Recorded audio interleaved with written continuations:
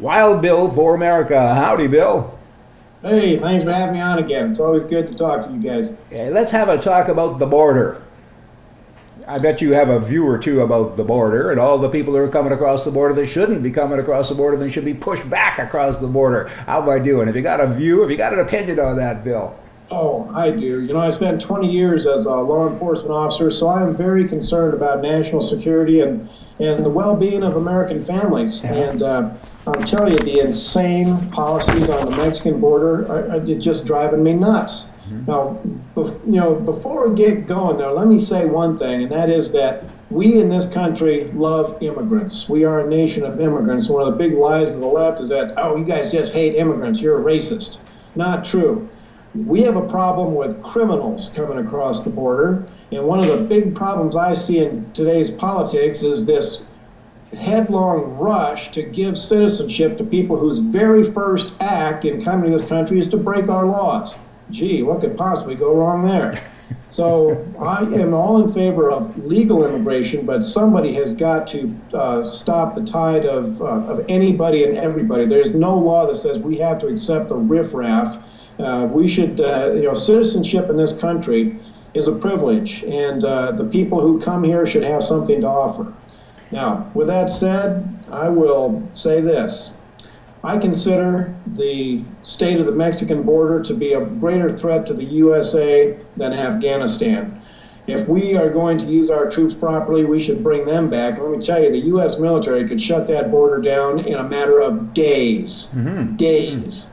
We just have to get these political weasels out of the way and get it done. Well, I got to tell you, Bill, back in the 1950s, the late 40s and early 50s, President Eisenhower, in fact, did that. He came back from the war, and all of his servicemen are coming back from the war, and there was no work, and there was many illegal aliens here, and he understood the word illegal. Not many people do today. Mitt Romney might be the only one that I've heard of recently that does. In any event, back to the topic, Eisenhower, the president, looked around and said, hey, I got to fix this, and he deported millions of Mexicans. Millions. I mean, it's unbelievable, and in addition to that, he did it with about 1,200 servicemen. He armed them to the teeth, he put them down to the border, and not unlike what you're saying, he said, get the job done. And 90% of all the immigration problems that were coming across the border stopped within 90 days. What do you think about that? I mean, that's a little shocking. I mean, could it be done again? Oh, we absolutely could. I don't know about using the military to do it, but you know what? If we started building that border fence and made the announcement that the day that fence is completed, that there would be the most massive law enforcement sweep in American history to arrest every person here illegally, we would see a massive outflow of illegals from this country. We wouldn't have to round them up. Most of them would go voluntarily. Yeah, a lot of that happened in Eisenhower's day as well. Just the other day, I got this from Fox News from their website. It says the Obama administration has now issued roughly 5.5 million work permits to non-citizens beyond what Congress has authorized, and that reveals a shadow immigration system that takes wages and jobs, of course, away from Americans. What's up with that? I don't have a problem with a man who wants to come up here and work to help his family be a little bit better. But like I say, I do have a problem with the criminals. How many Islamic jihadis are coming across that Mexican border? Yeah. How many members of the MS-13 brutal gang is coming up to recruit? How many of the drug runners are coming up through that border? We have no control over the people that are coming across the border.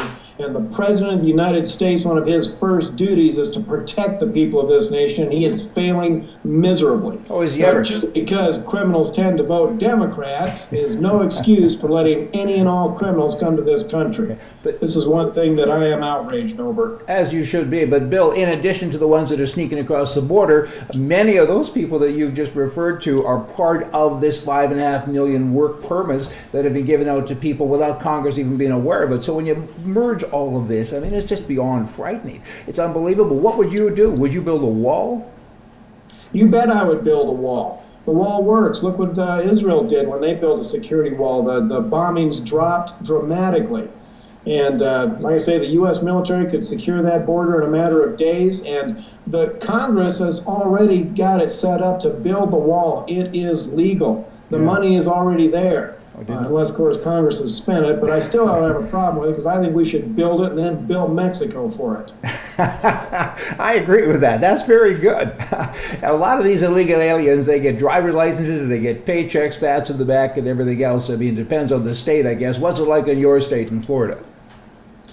Well, in Florida, we have a lot of Cuban immigrants, but they can't just walk across the border. So the Cuban immigrants are legal. We don't seem to have much problem there. In fact, I love their restaurants. I love the Cuban people. Like I say, I only have a problem with criminals coming across that border.